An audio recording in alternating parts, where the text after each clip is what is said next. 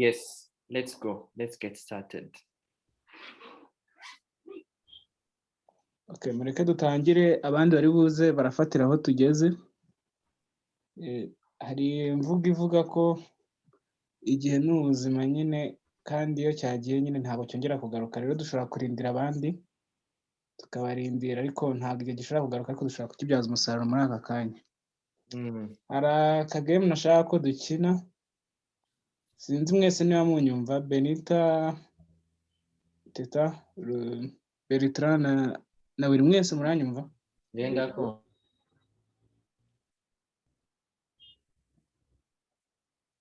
Mumpe thumbs up abanyumva.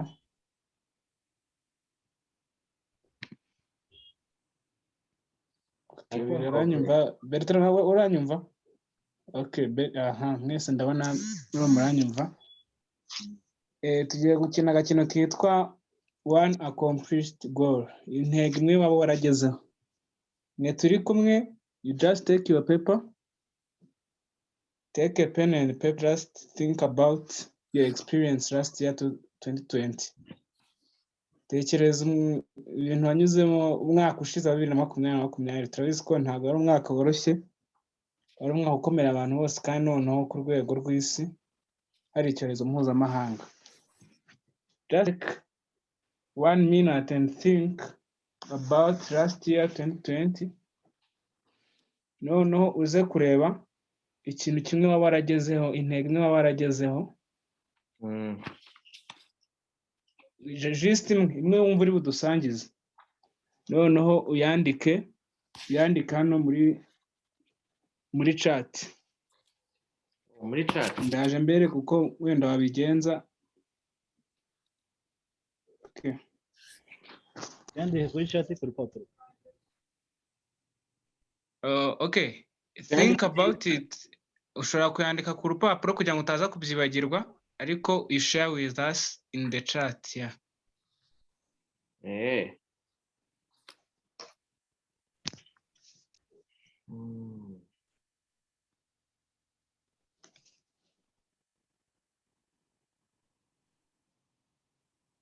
Intego za last year obe. Tekereza ku mwaka washize, uburyo wagenze n'ibiki 2020. Ubundi twandike utekereza ikintu kimwe wagezeho. Okay. Just one goal which you achieved or you accomplished. Okay.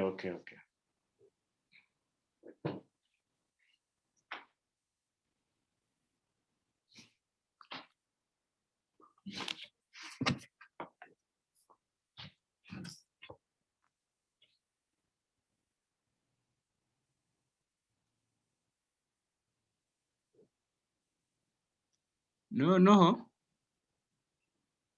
nuyirangiza, numva wayirangize, hari nk'utubazo tubiri shaka ko usubiza. How did you feel when you accomplished it? Wumvaga umeze ute, umerewe ute igihe wari uyigezeho nyine? How did you feel? How was the mood?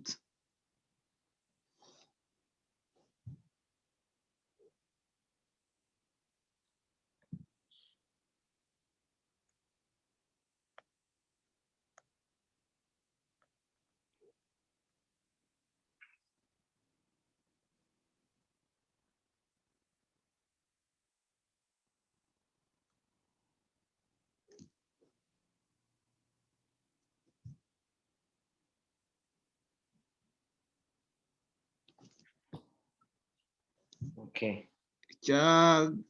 Akandi kantu noneho, what skills do you think helped you to achieve it? Cyangwa ni ubuhe bushobozi cyangwa ubumenyi wakoresheje kugira ngo ugere kuri icyo kintu? Think about it.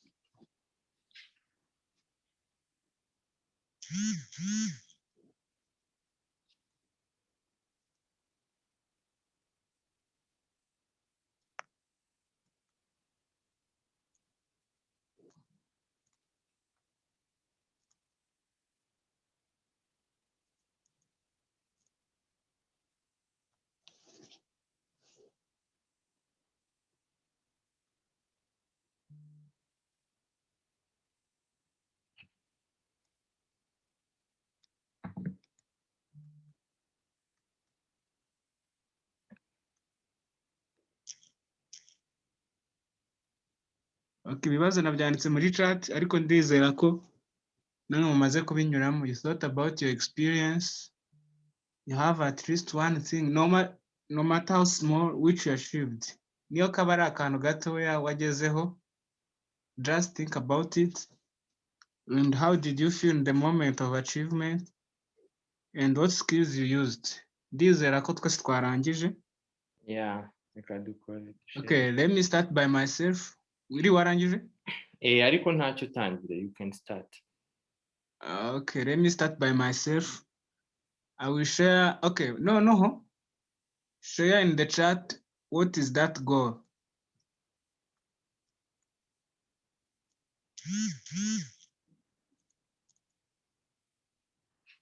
Ibi ni ukugira ngo bize kutworohera mu kanya. Twabivuze si byo byakihuta ko nzi You can share it, iminota 9. just one goal. No worries, don't worry. Okay. Dusharinge muri chat. Muri chat kugira ngo umuntu abisomere. Just the goal. So umuntu muri chat yasubiza ibibazo byose cyangwa dusharinge first one. First goal, the goal, just the goal, not every question. Okay.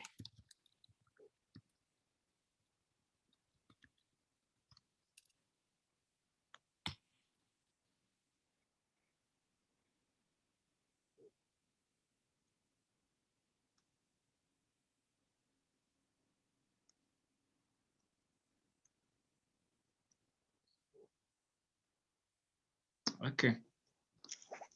Sharinze. Okay, let me namwe muri murandika, let me share my experience nko mu gihe cy'amasegonda 30 about that goal. I just read a book about, which is called the 5 a.m. Club.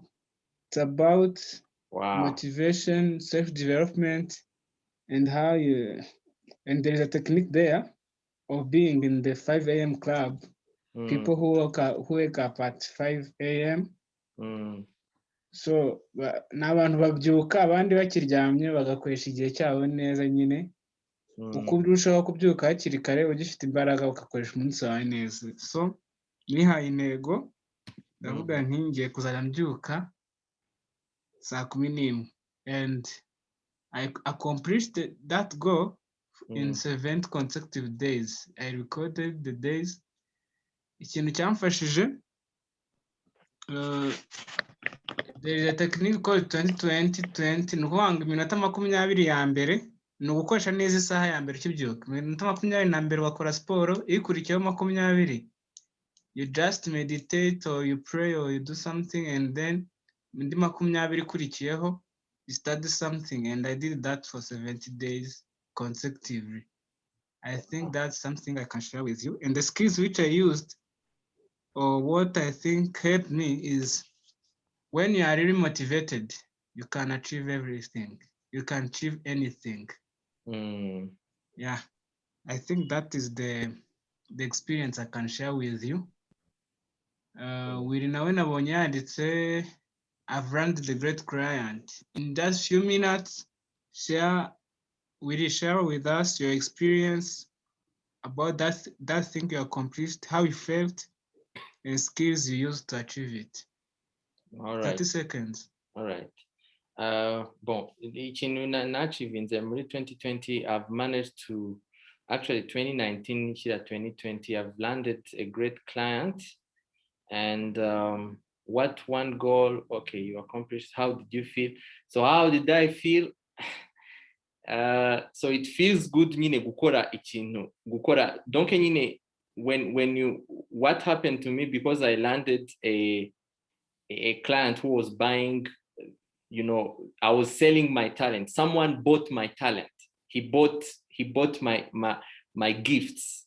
So I felt accomplished. I felt like, you know, when they talk about discovering your passion, your potential, actually ni naho havuye these courses, kubera ko byahise binyereka ko personal development is not a joke. It's something which is practical. There is someone who can buy your gifts. Hari umuntu wagura kandi akabigura amafaranga menshi. yeah, so it helped me to be confident, to be sure that ibintu nyine nize personal development, it's not a joke. Umuntu ayikoresheje neza, it can yield something. Hanyuma skills zabimfashijemo ni ibintu bibiri. Hari personal development, hari business development, ariko nyine hakaza no kumenya, ariko urebye n'ibyo ngibyo bibiri. It's personal development kuko harimo kumenya how to approach people, kumenya how to leverage the resources ufite, then hakaza the business development skills, hanyuma na technology skills. Izo zo ziba ari professional skills cyangwa se technical skills. Yeah. Okay. Urakoze cyane Willy. Bosco yaje twatangiye ubwo amasaha sinzi nawe twemera, ariko you can do the exercise nubwo ushobora kutabona uko uza kudusharinga. Ni exercise no kuvuga ngo tekereza 2020. Allo Bosco. Yego. Ndakumva neza, ndakumva. Tekereza kuri experience yawe y'umwaka ushize 2020. Yego. Utekereza ikintu wawe waragezeho. Yego. Noneho utekereze skills cyangwa ubumenyi cyangwa ubushobozi bwagufashe kukigeraho. Yeah, think about it, do it. Mu gihe urimo urumva abandi basharinga. Yego. Bertrand yasharinze ko one goal was to start my business and I achieved it. Nawe umasana macyamira Bertrand dusharinge, utubwire how you achieved it, how did you feel, what skills you used.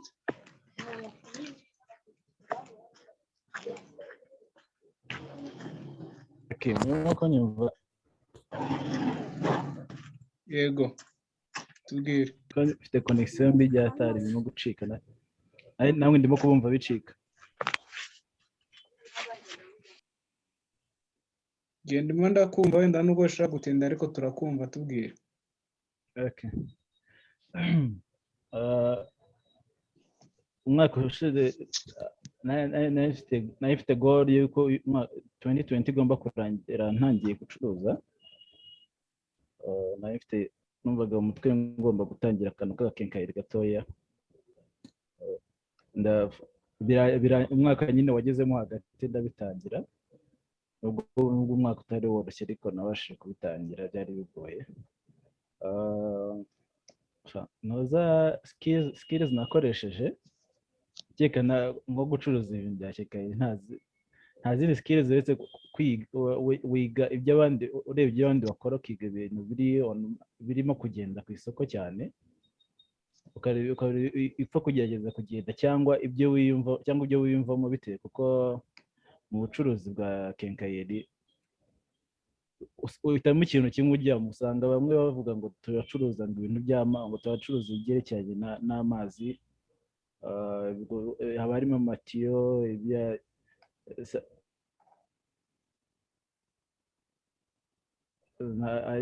amasanitary fittings yo mu nzu. Noneho abandi bakajya ku mashanyarazi, ugasanga bagiye mu matara, amatsinga, ugasanga n'ibyo bakora. Abandi bakajya muri ibyo bita ya ceiling. Noneho uhitamo icyo ushaka. Hari n'abivanga. Byiza njye nashaka kujya mu bya finishing, ndabitangira ngenda nigira ku bandi, ndeba ibyo bikenerwa. Nta zindi skills zirenze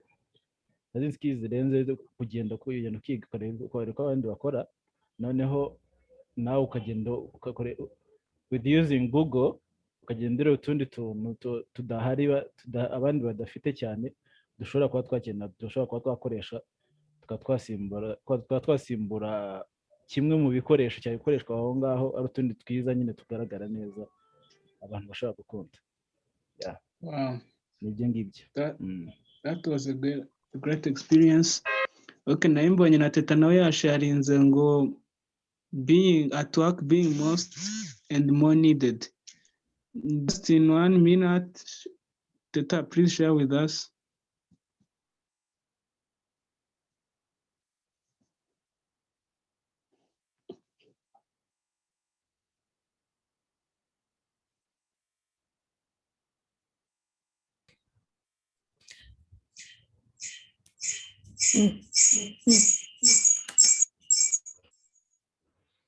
Okay. Murakoze icyo donc ikintu nashaka kuvuga hano nuko intego yanjye ninjiye muri nari na shiftinze muri department kandi nkabona abantu basanzwe muri departement bafite experience bafite expertise mu kazi donc kandi sinkunda kuza inyuma nkunda nyine nanjye mbe mu b'imbere ndavuga rero I have to work hard ku buryo nanjye babona ko hari ikintu ushoboye kandi nzi kandi koko icyo kintu nkaba nyifitemo ubushobozi so narakoze cyane kandi nabigejeho nta kindi nakoze uretse kwigira ku bandi gusoma kumenya ngo genda shaka iki nkareba ngo uriya ashoboye iki uriya ashoboye iki reka nanjye fokasinge muri ibi ku buryo nihaza ikintu bari buvuge ngo nta wundi uri bugikore ni teta kandi nyine nkinjiramo so nabigezeho kandi kugeza uyu munota nyine mbona ko nabigezeho hari ibintu byinshi nyine bazi ko niba ari new system umuntu bari bwohereze uri bugende ni teta kandi araza kubikora neza numva maze kubigeraho nyine naranezerewe ntabwo na stopinze ahubwo I'm still running kugira ngo mbe la meilleure voilà. Murakoze cyane Benita. Bosco wabashije gukora exercise mu gihe icyo dusangiza nawe mu munota umwe?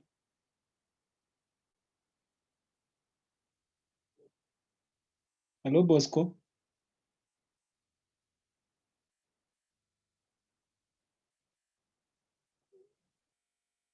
Okay, birashobora ko Bosco atarimo aranyumva. So, Allo. Okay. Hello. Tubwire. Yego tubwire. Allo. Yes, Bosco. Allo. Bosco.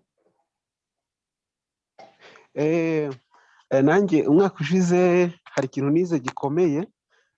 Njyewe ubusanzwe nkora muri sekiteri y'uburezi. Noneho nari napanze ko hari ikintu ngomba kwiteza imbere kuko abandi bose dukunze kubikora. Ariko bigeze hagati hajemo corona ngira ngo mu masekiteri yakozweho cyane n'uy'uburezi yakozweho.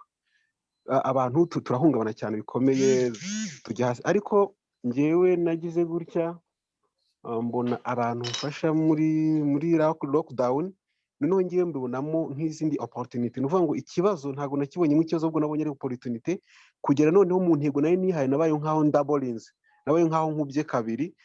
Nigiramo ikintu cyo gukora cyane ndangije ndavuga ngo ubwo abantu bari kubona ko ari ikibazo ahubwo ngiye reka mbibone nk'igisubizo.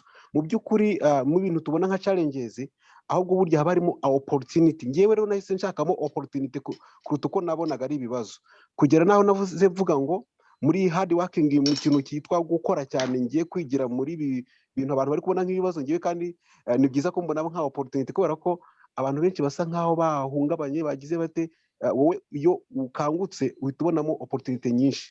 Naboneyemo n'ikintu cyo kwiga imodoka nahise mvuga ngo reka nige n'imodoka nta kindi gihe nzabona kubera ko niba nkora nk'umuntu w'umurezi ukora buri munsi kundi gihe cyo kwiga imodoka byari kungorora. Nihaye gahunda ndavuga ngo ukwezi ngomba kuba nayemeye kandi koko niko byagenze. Bafunguye mpita nakorera na provisoire byose rero nabyiteguye. Bafunguye rimwe mpita nkora provisoire nayo mpita nyibona. Navuze ngo nibafungura ukwezi kumwe byose nzaba mbiboneye rimwe. So ndabikora ngura no mu ntego nari nihaye isa nkaho na doublings niko nabyita. Muri byo rero nigiyemo gukora cyane hard working gukora cyane noneho nigamo ko mu gihe tubona ibintu bije bimeze nk'ari ibibazo bitwasamiye ahubwo burya haba harimo opportunity. Twebye neza bari kudufungura amaso mu kuvuga ngo ngewe naragutse cyane bwonko mind irafunguka mu buryo budasanzwe. Okay. Murakoze cyane Bosco. That was a great experience. Yeah, ni ikintu cya hard working. Yeah. Nkuko natanye mbibabwira ino icebreaker yitwaga one accomplished goal. Just was one goal ariko urabona ko ni byinshi cyane. mu gihe cy'ibibazo 2020, even in time sometimes you might think you have not achieved anything or nothing, you have achieved nothing, but no matter how small you achieved, you achieved. And then what I can say, think about the skills and how you achieve that thing. Ibyo bigufasha kwimenya, kwisobanukirwa no ukamenya uburyo you have to live your life as a conqueror, nk'umutsinzi. Then I recommend you something. Now we are studying together, we are becoming a community. If you have a goal and someone here achieved it, kuko dusangiye amastori yacu nubwo ari iminota mikeya, feel free to ask for advice. Niba ushaka kugira umukiriya ukaze, genda ubaze Willy kuko yabitubwiye. Niba ushaka gutangiza business yawe, Rudasingwa yahita bigufashamo cyane kuko yatangiye business mu gihe kitoroshye. Niba ushaka gukuba kabiri umurimo wakoraga, Kamanzi mwumvishe ko yabidufashamo. Niba ushaka gutera imbere to advance in your career, Benita hano ni umuntu mwiza kugira ngo abe yagufasha. So uko tuzagenda tumenyana, feel free to ask for advice. Okay, this was the time for the icebreaker. Let me introduce to you the course which we are going to learn. You know, the first lesson was about our identity, and the second course was about our purpose. The first was to answer the question of who am I, my identity, who am I? The second was why am I here, my purpose. So today we are going to study about what our potentials. You see, when you share experience, you can know your own potential, you can know someone else's potential, you can know what is in you. What I can tell is that when you have not yet used something in you, you will not know it. Reka rero dutege amatwi twakire Willy atwigisha about discovering our potentials and how you can use them. Willy, the floor is yours. Thanks, Obed. Thank you very much.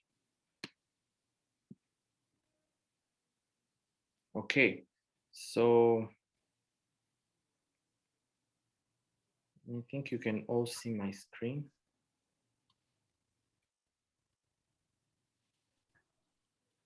Okay, good. So can you all see my screen? I can see it. Okay, good.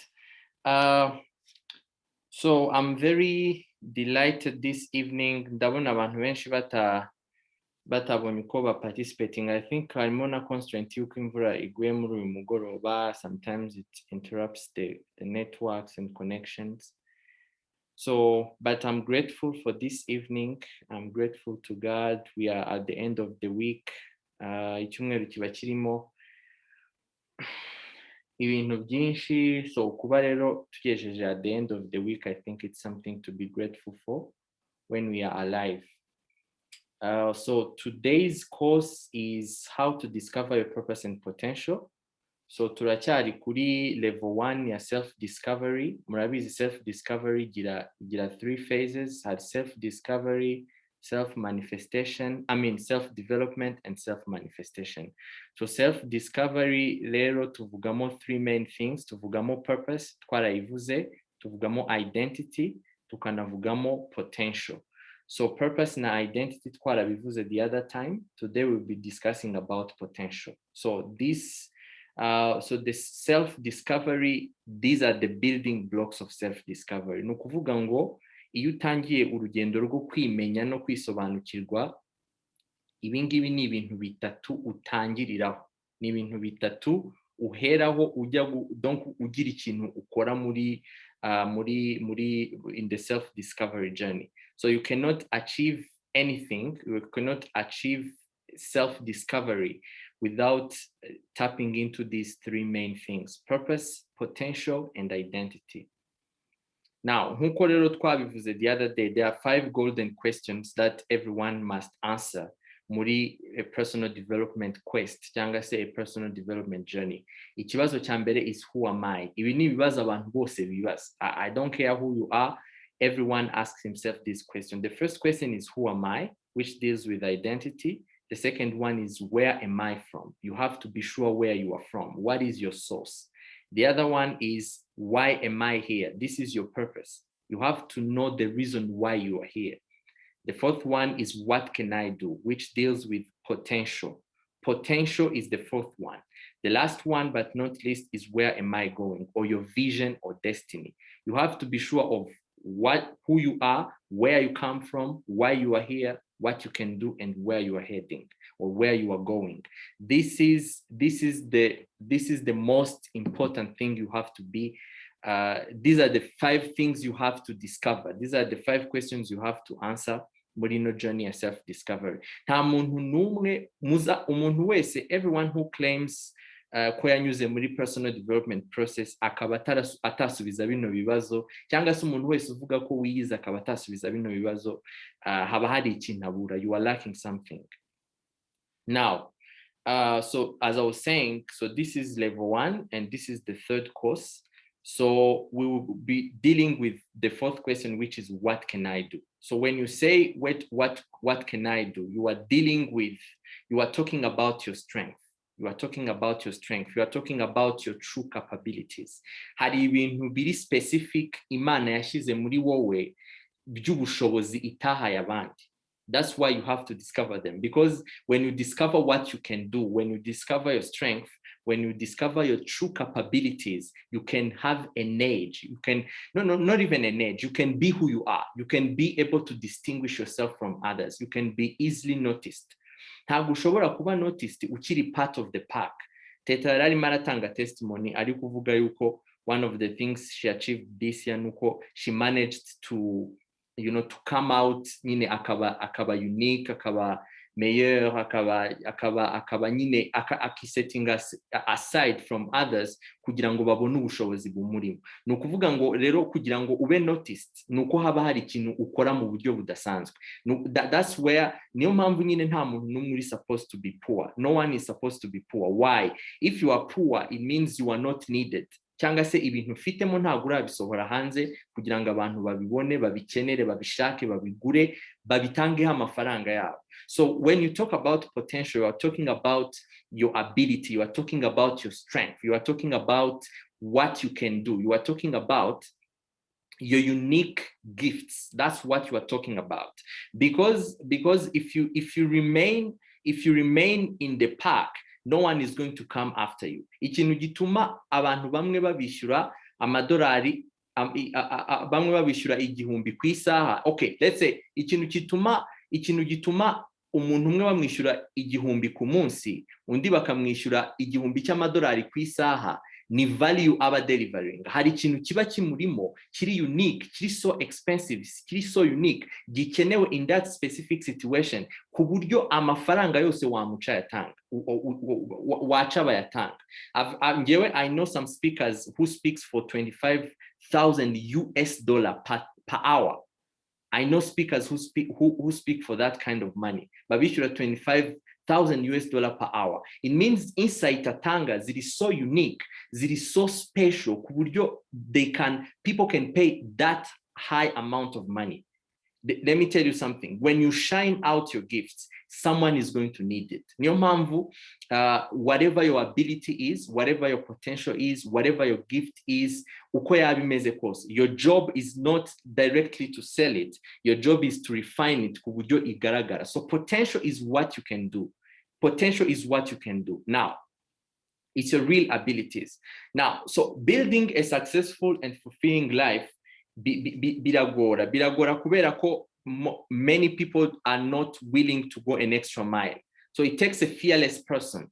Narindi monda yubabwira that, about the client and people have managed to meet in 2020. There are levels you are not going to be able to reach if you are fearful, if you do not take risks. That's why successful people bakiri bakeya kwisi. It's because many people are still in fear. They want security. They want to stay. They want to stay in their comfort zone. The other day, muri TLP community, I was talking about comfort zones. I was talking about the way people like security. So it takes guts. it takes guts. Bisaba umuntu, to explore your potential, you are going to have to give up some things. Hari ibintu uzirengagiza, hari ibintu uzareka, hari discipline bizasaba ko wimposinga ku buzima bwawe. So that's why successful people are still few. They are still few kubera ko abantu benshi, they are still in their comfort zone, they are still living a fearful life, they are still, fearing tomorrow and so forth. Now, but the truth is, when you manage to break that fear, because society imposes fear on us, fear of taking risks, fear of going an extra mile, fear of talking to people, fear of approaching, fear of going after what you want, fear of thinking and believing that you are worth more. Sometimes the fact of saying, I deserve this, it sounds like nukwirata cyangwa se you want to urashaka, you think you are better than others. No, you just know your worth. Cyangwa babona wiyimpojeho some discipline. Maybe you say, I don't go there, I don't drink this, I don't talk that way, I don't dress that way, I don't go there, I don't do this and that. People tend to think like, who do you think you are? But the thing is, your potential cannot be explored. You cannot manifest what you have. Umeze gutyo. Kubera ko ibintu bikurimo muri wowe biri buried inside of you, kuburyo biri muri wowe deeply, kuburyo kugira ngo bivemo, it takes effort. Ni nko kubyara umwana. When mothers are delivering babies, it's the most painful moment of their lives, because they are giving birth to something. Buriya inkoko irarira kurarira amagi gutera igi, it's painful. Mujye mureba ukuntu inkoko zimera, ziba ziraririye. So kurarira amagi ukarara in the same position for that long, that's effort, man. That's effort. Kugira ngo urubuto havemo amababi, igiti kive mu rubuto. There is breakthrough. Ijambo breakthrough murumvamo ikintu cya breaking. It breaks. Hari ikintu kiba kigomba kuba broken kugira ngo we-merging. Hari karkase societe igushiraho bituma udashobora ku breakinga through. So to break through rero, you have to fight. It's like a fight, but you are not fighting anyone. You are fighting your fear. You are fighting your insecurities. You are fighting your comfort zone. You are fighting beliefs. You are fighting many things. Now, what is the purpose of this course? So the purpose of this course is to wake you up to your true ability or your true power. The purpose of this course is to reveal to you that you are wealthy inside of you. That's the purpose of this course. Intego y'iri somo ni ukukubwira yuko hari ibintu biri muri wowe bidasanzwe. Because when God created you, he has given you special abilities. He has put special abilities into you so that you can deliver them in the world, so that you can deliver them to us. So the purpose of this course is to bring those things out. The purpose of this course is to tell you, nukubwira ko inzozi urota, it's not a dream. Right now, ahanundi uyu munsi, I've dreamed to be where I am. I've dreamed to have a platform where I can teach people. I've dreamed to have these courses. I've dreamed to relate to people I'm relating to today. Today, I'm dealing with CEOs. I'm leading CEOs. I'm advising CEOs. I'm advising, leading people in the public and private sector. I'm dealing with people nachekaga ko nshobora kudiringa nabo kandi in a position of leadership. They report to me. I hold them accountable. Iyo ntanabikoze ubwo barambwira, Will, why don't you put pressure on us? You see, the problem igahinduka noneho is like, why don't you lead? Kuko hari igihe mvuga ni maybe abantu kubashyiraho pressure ni iki, what is this? Let me behave. Ariko bakambwira, no, really, if it's needed, call us 5 a.m. in the morning, hold us accountable. So I've dreamed to be there. I've dreamed to work with people, Bafite, who are advanced more than me. So those are the things. Those were my potential. Those were my potential. Sometimes people will tell you, ibintu urota ntago bibaho, ibintu urota ntago bishoboka. What you have inside of you, that's just a movie. But I'm here to tell you that that's not true. That's not true. I'm telling you, no matter your age, no matter where you are, no matter if I don't care if you say delay whatever. No, it's never too late to pursue your dream. So the purpose of this course is to assure you that. Yeah. So the purpose of this course is to tell you that the best option you have in your life is to be you, because we can only notice your value if you become you. Let me tell you something. Abantu uyu munsi bishurwa amafaranga menshi ku isi no matter ibyo bakora. It's because they decided to be unique. Let me give you an example. Apple, for example, bagitangira kuzana this user interface that you see today. Bagitangira kuzana ngo barakora computer. Bari bamenyere ko, you know, these computers, they are big, they are huge, they can only fit in a room and so forth. But the truth is, Steve Jobs brought an idea. He brought an innovation. Say, why do we have to have a screen? It is separated from the keyboard. Why can't we put them together and have a laptop? Why can't we design a computer that can fit in a bag? That's a different kind of mindset. So he was bringing something new. He decided to be himself. That's why when bamufiringa muri Apple because of issues, they had to bring him back, because the uniqueness that Apple has today is the uniqueness Steve Jobs brought into the company. Yaraje aravuga ngo no, abandi bantu nimba bari gukora marketing kugira ngo bagurishe. No, let's make a marketing based on emotions. When you use MacBook, it gives you an emotion, it gives you a feeling that you are successful. It gives you a feeling that you can change the world. That's what they sell to people. So that's a different way of approaching a business. That's a different way of thinking. So nimba rero hari ukuntu kuri unique uri, let that uniqueness shine. Hari ukuntu utekereza amazu akwiriye kubakwa.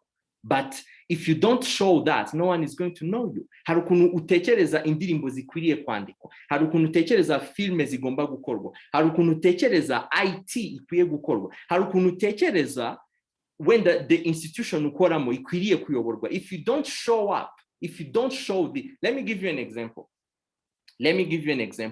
When I landed my first client in the consulting field, it's because I decided to be unique. Naragenda ndababwira, you know what, ibi bintu mubikora nabi. This is what you should do instead. And they were like, oh, that's interesting. Can you help us do it? Can you help us implement it? I gave them the whole plan. They were like, okay, who is going to lead this project? Who is going to lead this project? Because they saw something unique. So I'm here to tell you, Yuko, your uniqueness should not be hidden. Your uniqueness should not be hidden. It's unique. That's why the show. So that's your potential. That's your potential.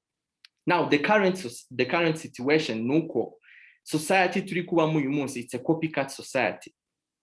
It's a copycat society. Everyone wants to recruit you into their things. It's a copycat society. Everyone wants you to be like him. Everyone is copying everyone.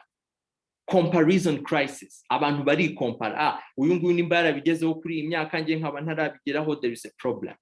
Uyu nguyu nimba yarakoze ibingibi, you know, like people are comparing their salaries, they are comparing the way they dress, they are comparing their looks, they are comparing their marital status, they are comparing literally everything, their education, everything.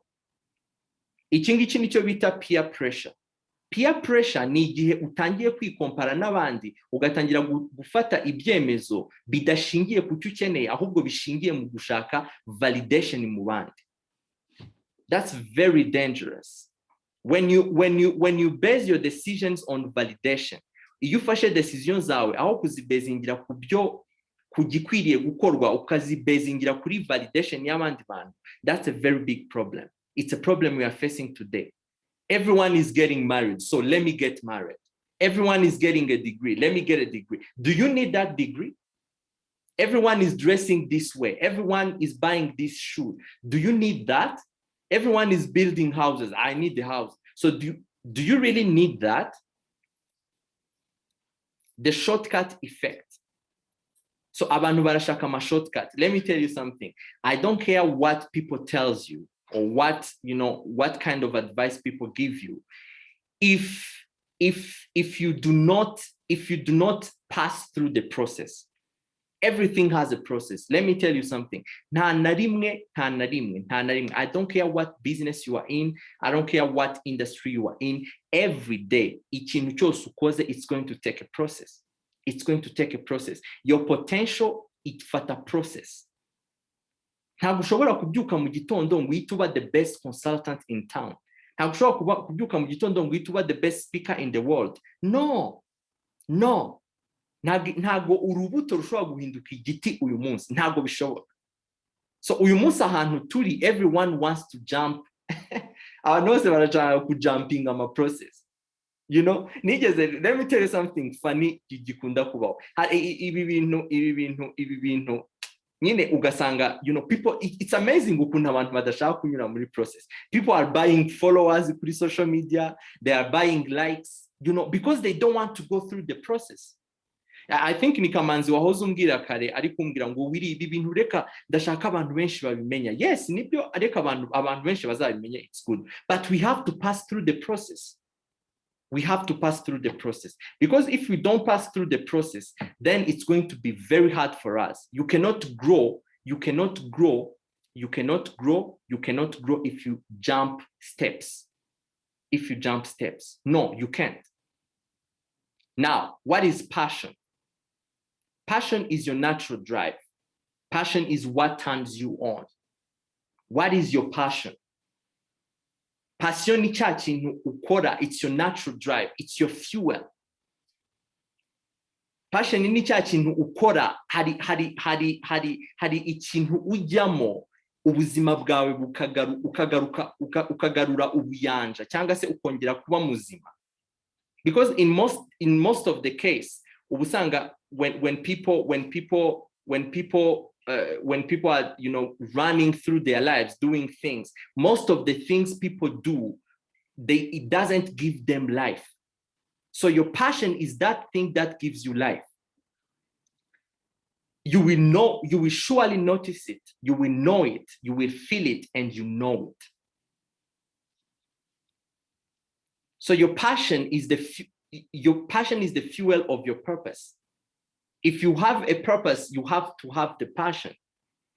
Because everything that you do, let me tell you something. Uramutse ufite a purpose, not passion of it, you are not going to persevere.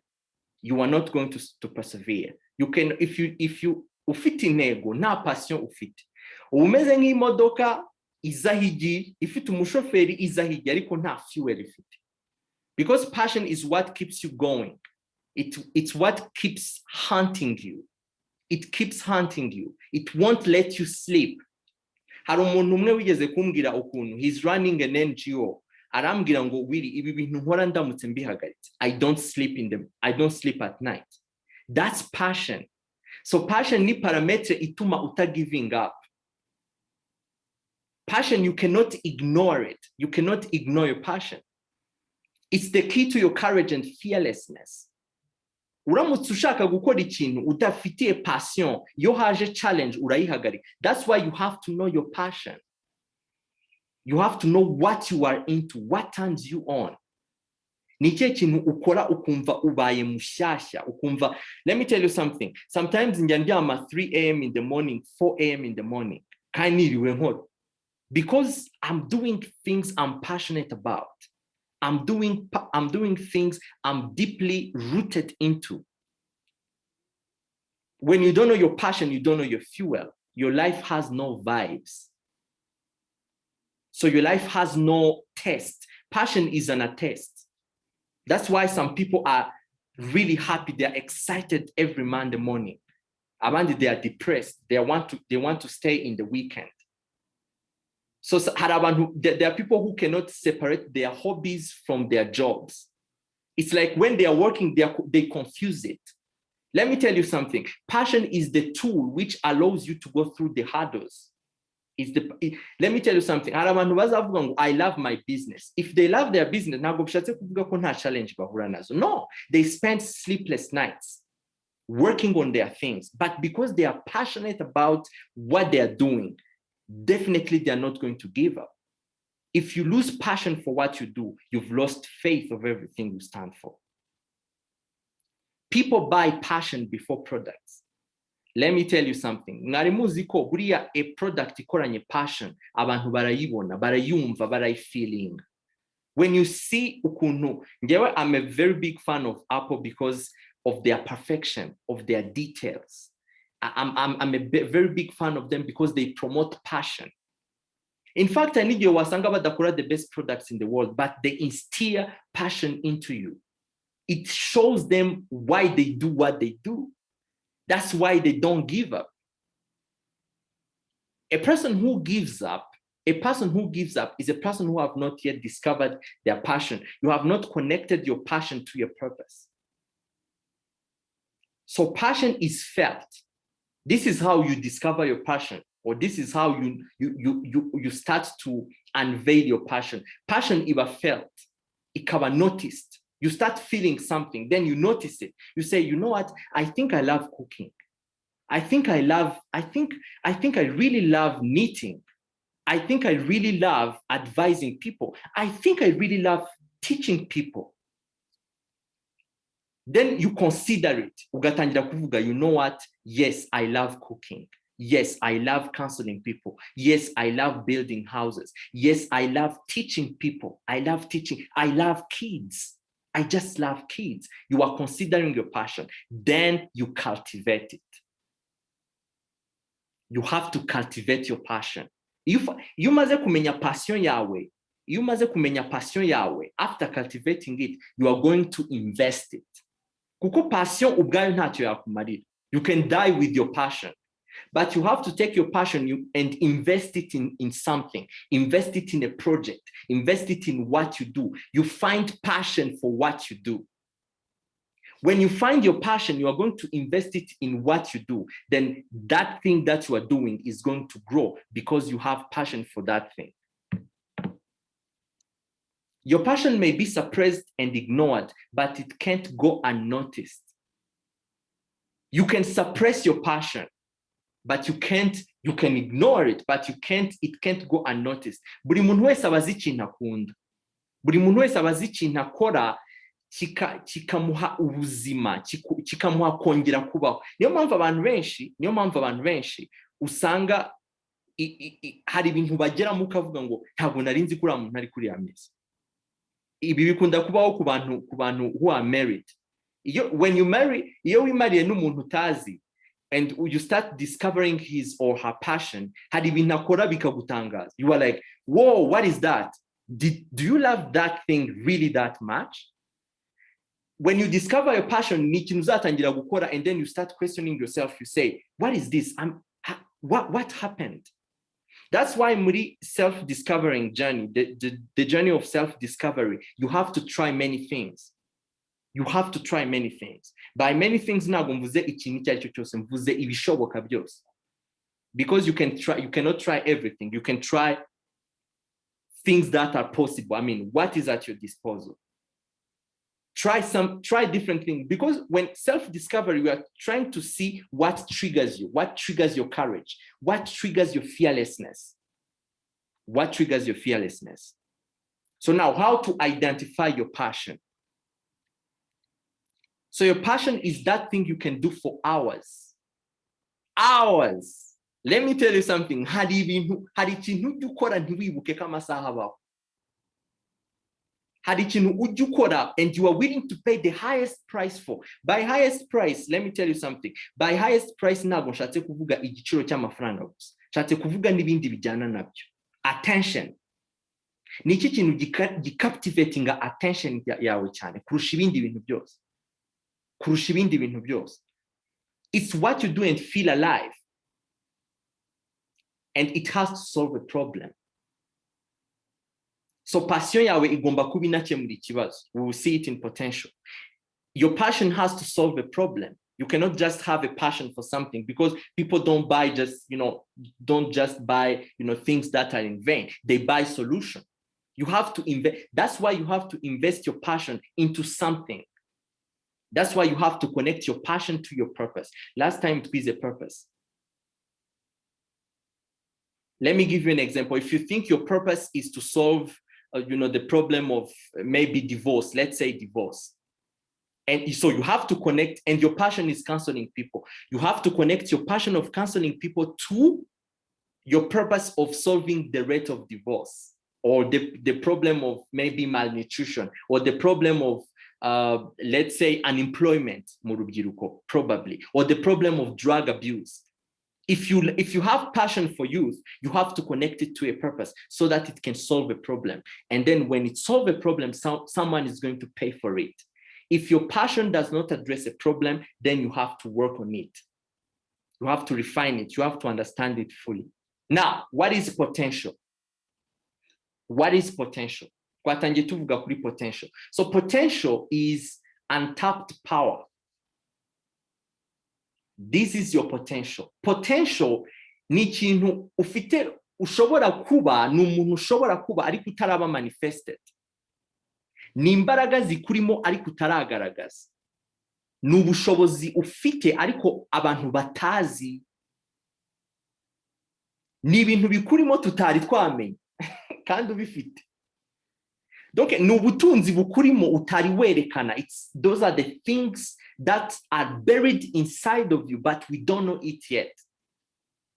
Ni nkuko waba ufite imodoka igenda ibirometero 180 ku isaha cyangwa 230, ariko iyo modoka ukaba wari umaze imyaka 5 igendera muri 40, utazi ko ukererwa ku kazi, utazi ko ushobora kugendera kuri 80 ukahagerera ku gihe. That car has a potential to ride up to 180 km per hour or 230 km per hour, but that ability is unexplored. So potential is your trapped gifts. Ni impano zikurimo tutari twamenye. Ni ibintu bitangaje kuri wowe isi itari yagara, isi itari yabona, isi itari yabona, bitari byaboneka ku isi. It's your unique things that are buried in you.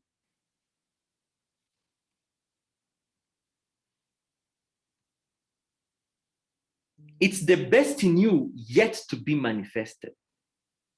Ikintu wagaragaje ntago kiba kikiri potentiel yawe. Ama achievement yose twavuze uyu munsi ntago akiri potentiel zacu. Potential ni ibintu bikurimo utari wagaragaza. Niki gituma ndishuwa yuko hari ibintu bikurimo utari wagaragaza? Nukubera ugihumeka. When you are still breathing, there is still something in you that we have to see. Your potential is your depth to the world. Umwenda ufite isi is hidden in your potential. Potential is everything you can be, could be, or should have been, but it is still trapped in you. It's the sum of your talents, abilities, and gifts that you haven't manifested yet. Potential ni ibintu byose tutari twamenya, tutari twakumenya. Ni ibintu ushobora kumanifesta abantu bakavuga ngo ntabwo twari tuzi ko uyu muntu afite ibintu bimeze gutya. Ni ubutunzi bukurimo utari wakoresha. So potential every time it is untapped. Potential is unique, disguised, and its power. Potential ni ikintu cyose kikurimo kitari cyagaragara kidasanzwe kuri wowe gihishe kandi nizo mbaraga zawe. If you want to be a superpower, actually superpower involves comparison. Kandi potential, you don't compare potential. But if you want to be the best you can be, you have to tap into your potential. You have to tap into that thing that is buried inside of you that you haven't yet manifested. That's why potential is very important, because potential nizo imana igukoreraho evaluation. It's like giving you a seed. Let's meet after 1 year. So let me give you an example. If I show you urubuto runako, urubuto rw'ikintu icyo ari cyo cyose, urubuto rwa avoka, urubuto rwa apple, anything. So in that apple seed, or in that seed of any plant, hidden in that seed, there is a tree. Let's say a tree tomato, ibinyomoro. When I see a seed of that fruit, in that fruit there is a tree, there is a field, there is millions of trees. So wowe Imana ikurema yaguhaye potential, yaguhaye imbuto that you have to cultivate into something huge. Let me tell you something. Success yose wagezeho uyu munsi, it's no longer your potential. And I know there's still something inside of you because you are not dead. So if you are still breathing, there is something inside of you. There is something inside of you. There is still something you can explore. Potential is always dormant. Ni ibintu bikurimo bisinziriye abantu batazi. And let me tell you something. The key to your fulfillment is exploring your potential. Because your potential is your seed capital. Your seed capital is in your potential. Igishoro cyawe kiri muri potentiel. So that's why when niyo mpamvu uzabona most of the time when in the Bible hari igihe nk'Imana ivuga ibintu ku muntu and then you are like, whoa, what is that? Because when God is speaking to you, he's not speaking from what you are. He's speaking from what you can be. The power buried inside of you. The amazingness that we haven't seen yet. The awesomeness of your gifts, of your nature. So hidden in you, there is something that the world needs. Your potential is the key to it's what gives you an edge. It's what puts you in front of great people. If you don't know your potential, then no one is going to know you. If you don't know your capabilities, your true abilities, if you don't explore that, nothing is going to happen. Let me tell you something. Iyo umuntu avutse aba ameze nk'uko wajya guteka umuntu akaguha groceries, akaguha ibyo uteka, akaguha ibirayi, akaguha imboga, akaguha umunyu, akaguha ibirungo, everything, n'umuriro. And then akakubwira ngo go and eat. So ntabwo ushobora gufata ibirayi ngo ubihekenye. Ariko muri potentiel y'ibirayi harimo, donc mu birayi bisanzwe wakuye mu murima, there is a potential in that Irish potato to become a French fry. It can become a French fry. So there is potential in everything. There is a potential. Let me tell you something. If you can sing, if you can write, if you can teach, let me admit someone in the room.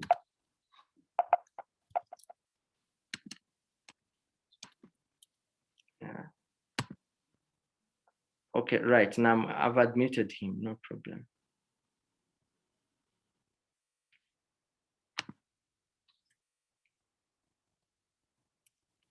So there is something in you that you have to explore, that you have to show to the world. Now, potential is first of all identified. You have to identify it. You have to develop it. You have to nurture it, and you have to protect it. That's the key. So when you identify your potential, and when you develop your potential, when you nurture it, in fact, by nurturing it, what I mean is you have to keep feeding it. Kamanzi, unmute your microphone. So you have to nurture it. You have to cultivate it.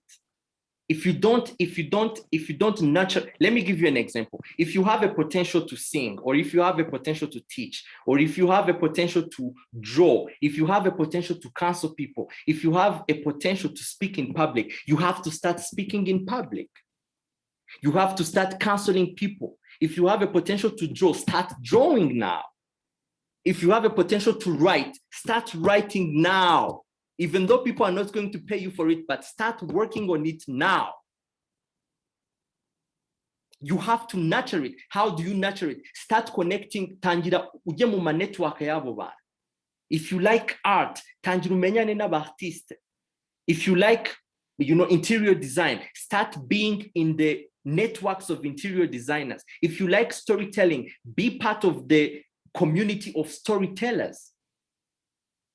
Because if you don't do that, that's how you nurture it. Let me give you an example. Ufashe iriya apple seed, ukaza ukayitereka ku isima somewhere, you are not going to see an apple. No, because every seed needs an environment. You need an environment to grow. You need an environment to flourish. Then you have to protect it. That's why, let me give you an example. That's why iyo bari kubaka inzu ikizamuka barayipfuka. Iyo bateye imyaka ikiri mishyashya itari yatangira kumera, most of the time they put a fence around the field. Bakunda guklotira imirima because you have to protect it. So potential is vulnerable. You have to mind people you go with. Hari abantu mugendana, hari abantu mukorana, hari abantu muhura nabo, hari abantu muhorana who are not going to understand you.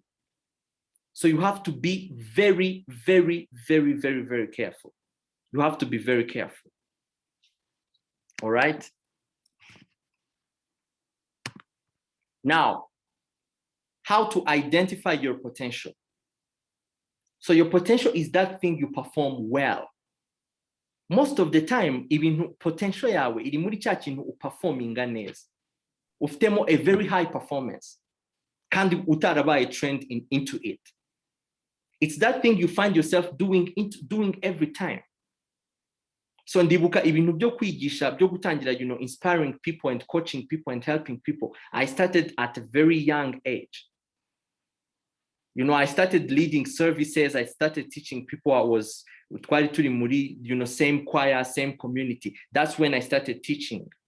Hakaba masengesho, maybe somewhere at church, and then they invite me to speak. I was a teenager. That thing was following me everywhere I was. So ikindi potential kiri muri cya kintu wamye ukunda ushaka gukora. You've always wanted to do it. Erega ibi bintu bya potential na passion ntago ari ibintu bishyashya. When I'm describing them, I know abantu bahita babimenya. Kubera ko ntago ari ibintu biba biri foreign, ni ibintu biba bikurimo, ahubwo most of the time people kubera ahantu abantu bakurira ntago tuba twaragize amahirwe yo kumenya yuko ibyo bintu ni ubutunzi. Inzozi zawe ni ubutunzi. Ntago ubutunzi bwawe ari amafaranga gusa. No. Amafaranga ni result. Ubutunzi bwa mbere ufite ni inzozi, ni potentiel, ni purpose. That's the first wealth. Ariko the reason why ubu mbivuga abantu bakavuga, that's right. Ni ukubera ko ntago warubizi. Potential is wealth. It's your wealth. Kubera ko nta muntu n'umwe Imana yigeze irema kugira ngo a struggling hano ku isi. No. Kereka iyo struggle iri buze gutuma discovering a potential yawe. Cyangwa se umenya impano ikurimo, cyangwa overcoming a certain things to make your life better. But you are not supposed to struggle every day. No. So potential ni ikintu you should do. Haraban, let me tell you something. Haraban umugana bakubwira sha iki kintu kabisa, I know nicyo nakagombye kuba ndi gukora kabisa. They say, what, nubwo ndi muri ibi bintu ariko nakagombye kuba ndi muri 100%. Bakubwira no, ntiwirirwe, there is no doubt. I know nakagombye kuba ndi mu bwarimu. I know nakagombye kuba ndi muri graphic design. I know nakagombye kuba ndi muri video. I know nakagombye kuba ndi muri photography. I know nakagombye kuba ndi engineer.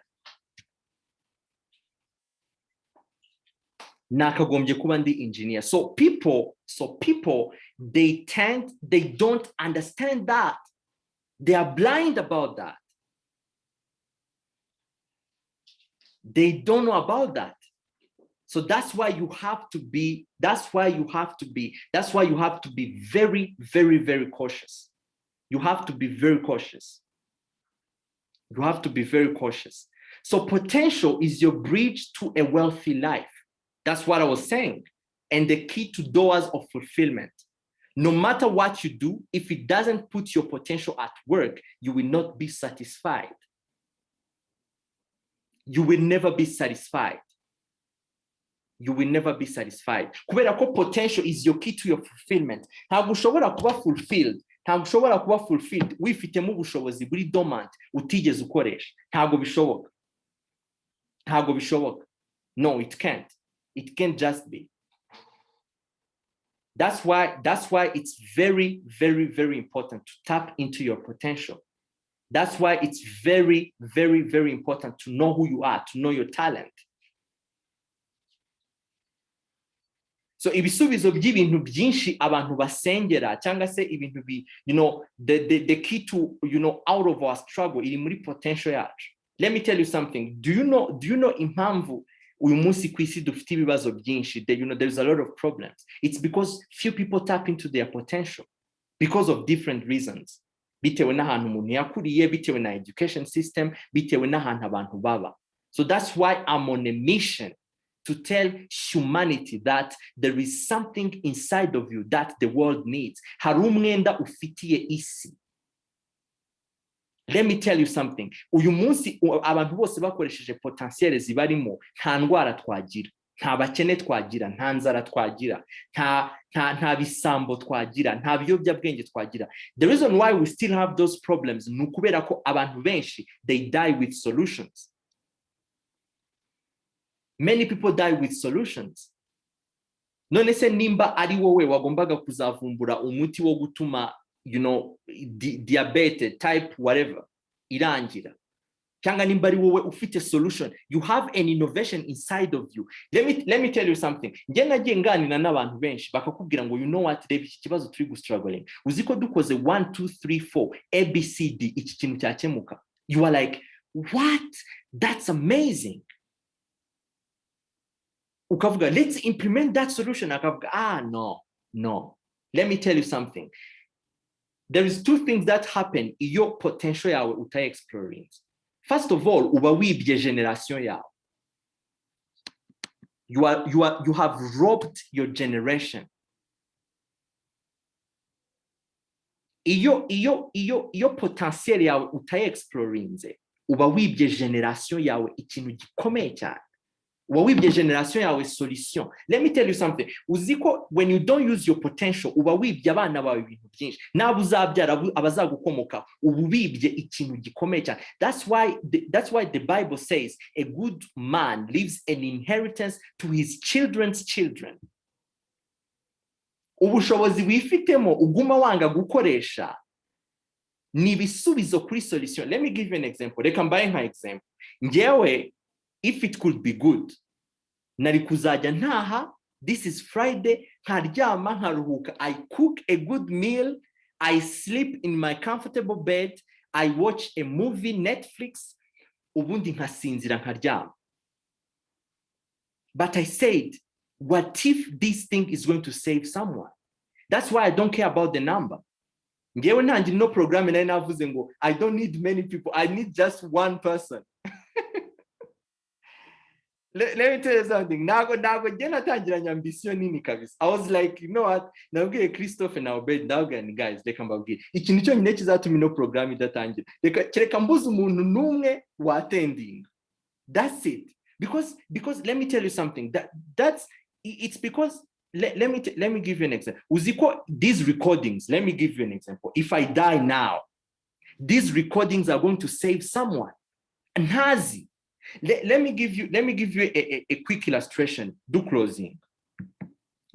Ngewe ntago namenye Miles Monroe akiriho. Miles Monroe changed my life. Niwe muntu wafashe ibintu papa yanyigishaga nkiri umwana na mama. By the way, I had also a great mom. I had a great mom. The courageous mom I've ever met. You know, I usually tell people, my dad taught me how to work hard. My mother taught me how to love people. So when I met Dr. Miles Monroe through his book and his teachings, that's when my life changed. Diafashe ibintu nigaga muri education yo mu rugo, inspiring nibiki. Abigira something that I can sell. I always knew that there is something inside of me. Ariko ntabwo nari nzi ko cyitwa potential. I knew I had a purpose that God wants to transform the world, but I didn't know that it's the kingdom of God. So what I'm telling you, nuko, imagine iyapfa atanditse biriya bitabo. Imagine iyapfa atarecordinze ziriya video. I could have been lost. Niwe muntu nigiyeho kwigisha in a professional way. because he used to consult Microsoft. So I've watched almost every, I think since anybody every, ariko ntago narebye video ziwe ziri munsi ya 500, like 500 videos. I've read his book, over 20 books of Dr. Miles Monroe. So imagine if he could die with all of those things. Ibaze ubutunzi yari kuba yibye isi. So ndashaka kukubwira yuko ibintu ufite muri wowe, if you don't explore them, first of all, uzaba wibye, uzaba igisambo, a generational thief. Secondly, now uzaba wiciye umugisha wawe, kubera ko nta muntu numwe ushobora kuba fulfilled hano ku isi if you don't use your potential. Kubera ko rega, this is it. Ntago pome ishobora kuba satisfied itabaye pome, ntago bishoboka. An avocado has to be an avocado. If a mango tree becomes a banana tree, ntabwo binashoboka. That's okay. Listen how crazy it sounds. If your seed, nimba ufite urubuto muri wowe rwo kuba a mango tree, you cannot be an avocado. The only thing you will become, urubuto rwa mango rutabaye mango, ikintu cyonyine kindi rushobora kuba is to perish. It's just to perish. That's why there is no other option except becoming you. That's why you have to discover who you are supposed to become so that you can become it. Because becoming you is the only option, is the only best option that you can have, that you have actually. Even the bintu byose urimo, if you are not becoming you, you are just a duplicate. Duplicate ni pirate, mu yandi magambo. So pirate ni pirate. Sorry to use that word. But if you are not becoming who you really are, you are a duplicate. You are a duplicate. So duplicates are just duplicates. When you duplicate something, it has lost its value. That's why abantu iyo bagiye muri competition, utsinda is the original one. Ubundi abantu bose bari supposed kuba ba mbere in their fields. So if you're not number one into what you do, you have to check very well if it's your field. Be you, become you. That's the best option. That's the key to your fulfillment. God bless you tonight. Thank you very much. So I hope today was a reminder again that there is something buried inside of you and that you are valuable and that your only option, the best option for your life is becoming you. Thank you very much. God bless you. I'll be ready to welcome any question, suggestion, or any other inputs. I saw some people joining. I think we can take it. We can give over to Christoph Akadusuhuza, then he can maybe provide some announcements. Ariko, before we can also receive questions, if there is any question. Thank you very much, guys.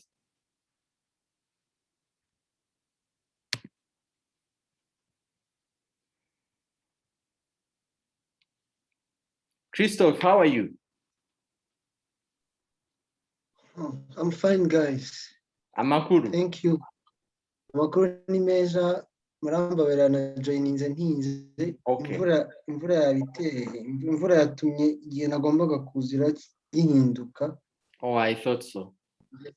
I couldn't join ndi mu muhanda. I could join on my phone, ariko I couldn't join ndi mu muhanda, ariko luckily nsanze muri mbega mutaragera kure cyane nubwo mwari musoje. Yeah, so hari umuntu ufite ikibazo cyangwa inyunganizi. Let's discuss. Kubera ko let me tell you guys, let me tell you something, guys. Ntabwo ibi bintu hari umuntu wigeze kuvuga, I think ni Gentil, niwe watanze muri comment aravuga ngo can you help us discover our purpose? Yes, by the way, you can also thank you Kamanzi. Thank you very much now. Yes, by the way, you can also type a question. You cannot do these things. You cannot understand these things at Abayeho Exchange. So if you have a question, mwayibaza cyangwa se any suggestion tukaganira cyangwa inyunganizi, an appreciation for a few minutes, then we give it over to Christoph Adusore's program as usual. Thank you very much.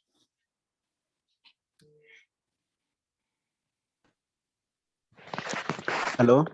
Yes, Kamanzi. Njyewe ngize amatsiko yo kumenya Yes. uburyo umunsi wawe uwutegura, kubera ko numvise urakora cyane, urakora kandi kugira ngo umuntu abe productive cyangwa se productive ni uko nanone time management ni ngombwa.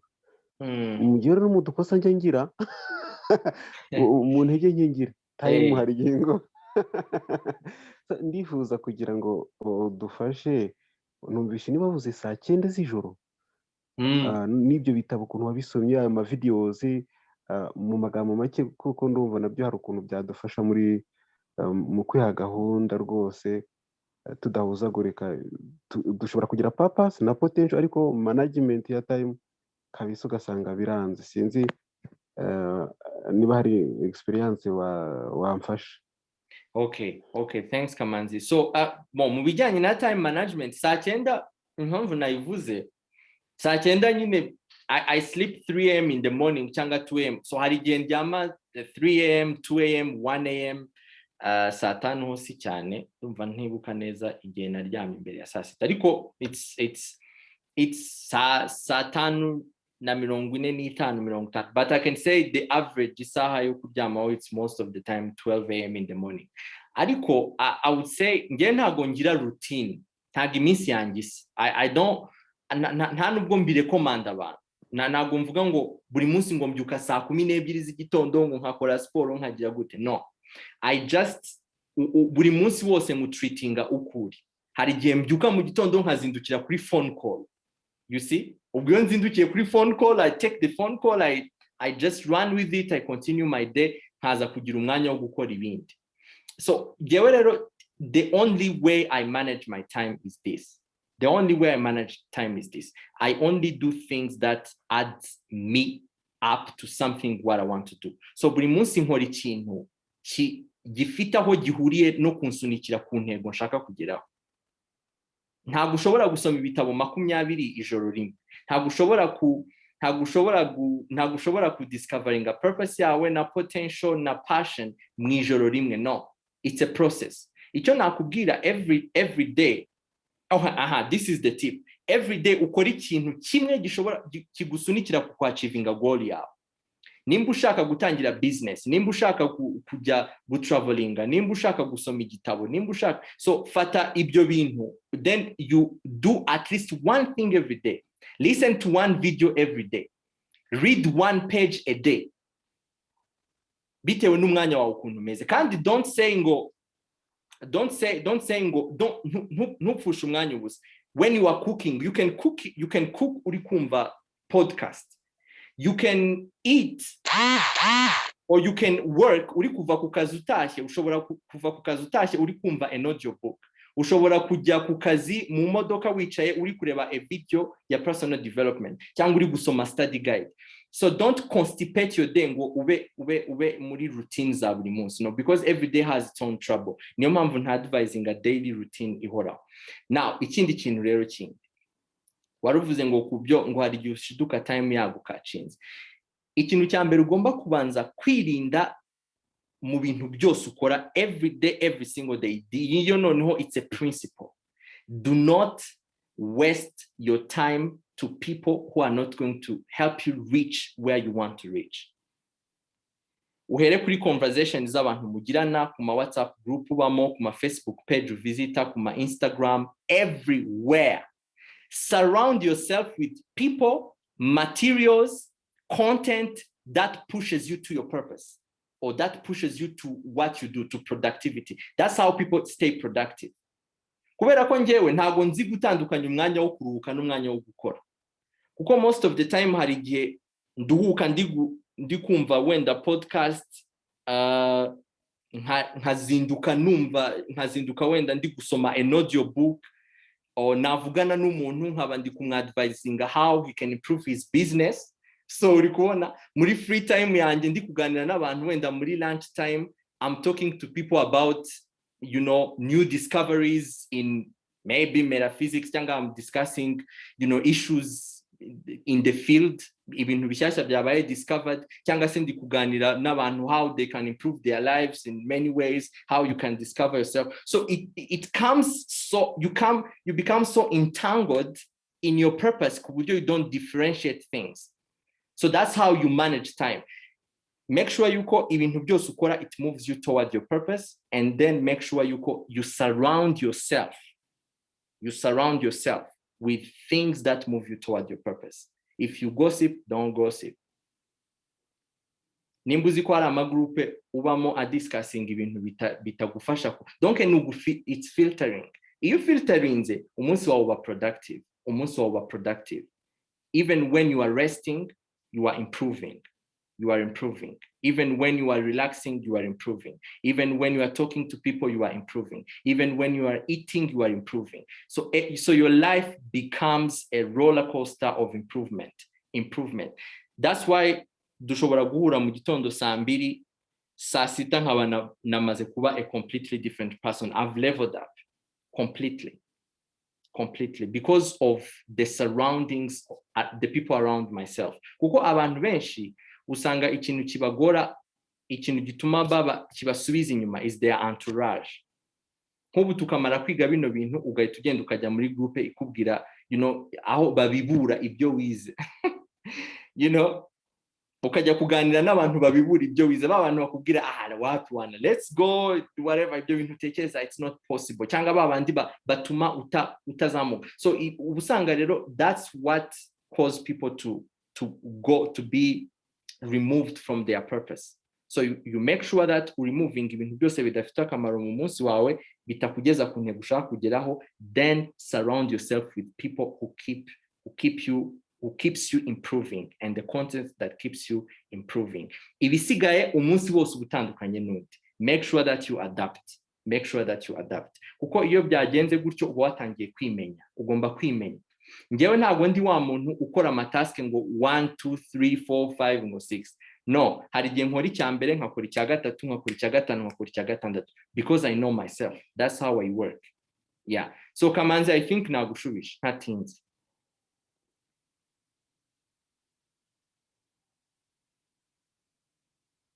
Kamanzi, are you around?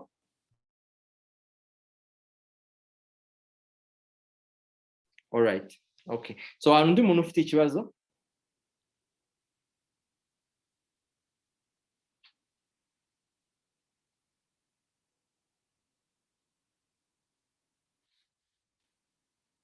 Okay.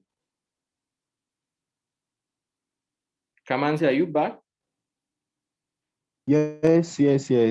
Washubijwe nagushubije? Nasubijwe rwose. Yes, that's the key. Okay, great. Hari undi muntu ufite ikibazo?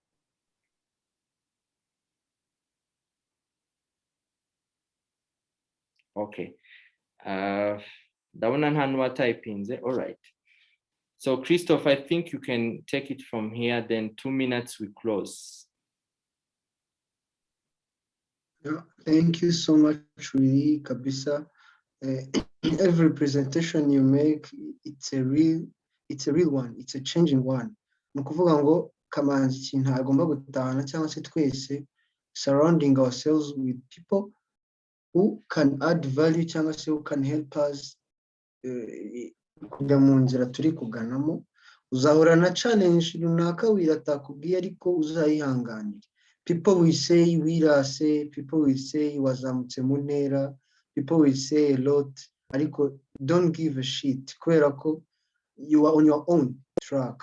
Ubwo no kuba wowe gusa uzirinde kubikora n'umutima, uzabikoze kugushaka kwiteza imbere, ntabwo uzabikoze ngo ubirateho, kandi bazayibana nabo, ahubwo leta nubyitwaramo neza bazaza ubagira inama. Ntararenga ahangaha hari ikibazo Kamanzi yari yabajije muri team kitugeraho ku byerekeye ukuntu bakora assignment wiri. Jean Bosco Kamanzi yari yabukeneye ko tumuasistaho, ariko kuko imurumbarira nituba, reka ubwo ahibereye anyemerere muhe 30 seconds ase nk'ubivuga, noneho wirahita gusubiza cyangwa se nanjye be nagusubiza. Nuko ndagira ngo ukivugira aho ngaho hatabagira n'undi muntu wakigize ahita asubirizwa aho ngaho. Kamanzi, if you are around, you can talk to us. Murakoze, ndahari nari nagize imbogamizi z'uko kubera ko iriya study guide ya mbere isomo rya mbere ntabwo naryattendinze, ntabwo nari nzi amakuru y'uko hariho study guide, noneho naje kuyibona nyuma mubivugaho kuri group, nsa nkaho mbaye challenged, noneho nza kumva muvuga ko hari assessment, noneho ntabwo nari nakurikiye neza, noneho no nsoma ndashinga bimwe Returene yahoze atubwiraho, nsoma nyine nsa n'uwihuta, numva byandyoheye, sinamakinga sure ko hari ahantu umuntu ari bukirike akabona kariya gafomu ka assessment. Muri make naho ngaho, ariko nkumva bari kuvuga bati hari utuntu turi butange, hari utuntu nkayoga hano turi nkayoga hano turi, naho ngaho waje kuyibona ariko naje kuyibona ndayikora. iri munsi iyo urangije course assessment iri hasi haranditse ngo click here, uhita waklika ukajya gusubiza assessment, link birimo. Yego, akandi kantu, hari utubazo nka tungahe twinyuma nka tubiri, ngira ngo tuba turi related na course turiho, na course igezweho ngira ngo. Yes, twa feedback. Ajya twa feedback. Yes, ziriya ni feedback tuba tugira ngo twimproving a program kugira ngo donc experience ibe nziza, ariko donc urabisubiza nyine akenshi na amashusho multiple, hari aho bigusaba kwandika, ushobora kwandikamo wumva hari icyo ushaka kutubwira, nta kibazo. Merci. Okay. Thank you so much, Bosco. Urumva ko ari byiza kubyivugira, ubashije no kwinteractinga nawe umenye uko byitwaramo. So to wrap up, I would like to thank you so much by'umwihariko Bosco, courage wagize, byagaragaye ko kumisinga the first session ari nyine wahise ufata ngo kuramo sheke. Nagira ngo nshimire by'umwihariko nanone umuntu Rudasingwa, umuntu Benita, for sure since day one they are there. Noneho Bertrand we ahantu hose arati, iyo atari mu modoka aba ari muri sofa, atari muri sofa. Uyu munsi wasanga ari no hejuru y'amabati ku kazi ke kugira ngo abashe kubona network. Ariko actually ndashaka kumurecognizinga the same to Benita nukuri. One thing I want to recognize is how legends of the program. Nukuri they deserve snaps. Benita ari muri salon, ari hehe, mana yanjye biriya bintu ngewe as a program manager, hari abantu binkora nkahita mbona there are people who deserve an award, nuko umuntu aba atari yayitegura neza. So nta award ya mbere ni ukurecognizinga muri public, maybe another award may come later, ariko nukuri you guys, you are the legends of the program, kandi keep it up. Level 1 turayirangije. We would like to thank you so much to be with us. Ntabwo byari byoroshye, sacrificing your time, kuko tumaze gusobanukirwa ko gutanga umwanya wawe uri gutanga a part of your life which utazongera gusubirana. Ubwo rero kuza ukicarana n'umuntu hano mukaganira, giving everyone's time, no kuvuga ngo ni agaciro gahambaye tuba tugira tubibahirize. As usual, study guide irabageraho rwose, meze neza, kandi feedback zanyu tuba tuzikeneye muri assessment. Utishimiye font, utishimiye space, utishimiye cover page, wabivuga, kuko all of us should dushaka ni how to improve. Ikindi twagira tubamenyeshe, hari assessment tugiye gukora yihariye, itameze nk'iya study guide, ni just yo evaluating experience of the level 1, kugira ngo ibintu bitagenze neza cyangwa se bikeneye kuba improved muri level 2, ubwo kuvuga ngo ni course 4, course 5 na course 6 if I'm not mistaken. Noneho umuntu azamenye ngo this time noneho ko dutangiye indi level, abantu dukore nyine in an agile format. Ubwo rero iyo assessment izaza iherekeje study guide, iherekeje n'iri assessment isanzwe ya study guide. Please open yourself, tell us, criticize, comment, commend byose ku buryo bizaba biri constructive, kuko nk'uko yabivugaga nka kare, umuntu wese aba happy iyo azi ko pome iba happy iyo ibaye pome. Ni ukuvuga ngo iyi program iyo ibaye fruitful ku bantu bari intended, ibyo twita intended use, umuntu arushaho kuba proud. Ubwo rero ndumva niba nta kindi kintu muri team bongeraho, especially nka Obed cyangwa se mwebwe mwabonye umwanya, nabonye nta kintu mwavuze, niba Obed nta kintu yongeraho by'umwihariko, I think I can wish you an amazing weekend, and until then, stay developed. nawe ndashaka kubashimira kubw'ubwitange muba mwagize, ariko ni kubw'inyungu zanyu, ariko n'ubwitange nabwo buba bukwiriye. Mukomereze aho, turakomeza kubana, dukeneye feedback zanyu kugira ngo ibintu birusheho kugenda neza nk'uko abandi barabivuze. Murakoze cyane. Okay, guys, thank you very much. Have a blessed night and a blessed weekend ahead. So Google study guide zirabageraho not later than tomorrow morning. Yeah.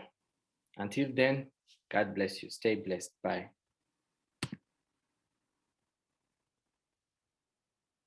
Okay, Bertrand. Bye. Kamanzi. Bye. Benita. See you.